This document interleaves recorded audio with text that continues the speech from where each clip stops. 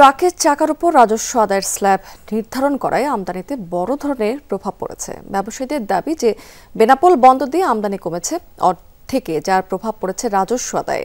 ব্যবসায়ীরা রাজস্ব আদায়ের এই পদ্ধতি প্রত্যাহারের পক্ষে, তবে কাস্টমস বিভাগ বলছে যে শুল্ক ফাঁকি রোধে এই পদ্ধতি ভূমিকা রাখছে।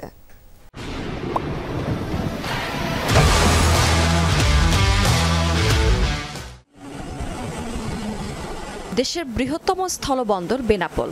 প্রতিবেশী ভারতের সাথে সিংহভাগ আমদানি রফতানি বাণিজ্য চলে এই বন্দর দিয়ে।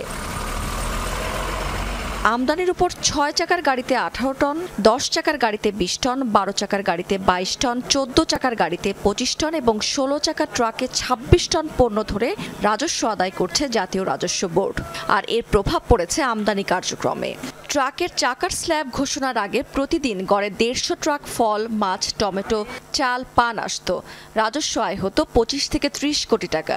আর স্ল্যাব ঘোষণার পর ২০ থেকে ২৫টি ট্রাকে পণ্য আসছে, কিন্তু রাজস্ব আয় হচ্ছে মাত্র ৫ থেকে ৭ কোটি টাকা।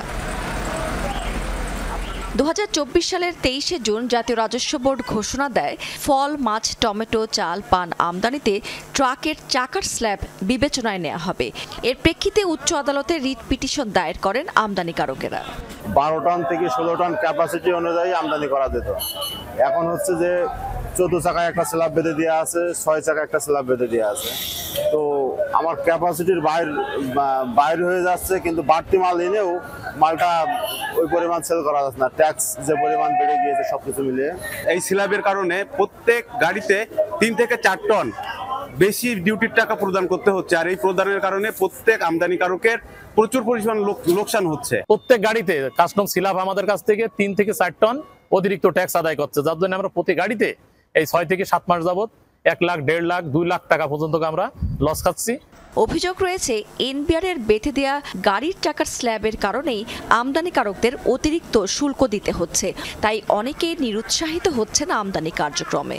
আমদানিকারকগণের সুষম সুবিধা নিশ্চিতকরণের জন্যই মূলত ট্রাকের চাকার ভিত্তিতে স্ল্যাবের সংখ্যাটা নির্ধারণ করা হয়েছে। সেই নির্দেশনার আলোকেই কাস্টম হাউস বেনাপোলের পেরিশেবল গুডসের শুল্কায়ন কার্যক্রম এবং রাজস্ব আহরণ কার্যক্রম চলমান রয়েছে। কাস্টমস বিভাগ বলছে শুল্ক ফাঁকি রোধে জিরো টলারেন্স নীতি অনুসরণ করছেন কর্মকর্তারা। রাবেয়া স্মৃতি, যমুনা নিউজ।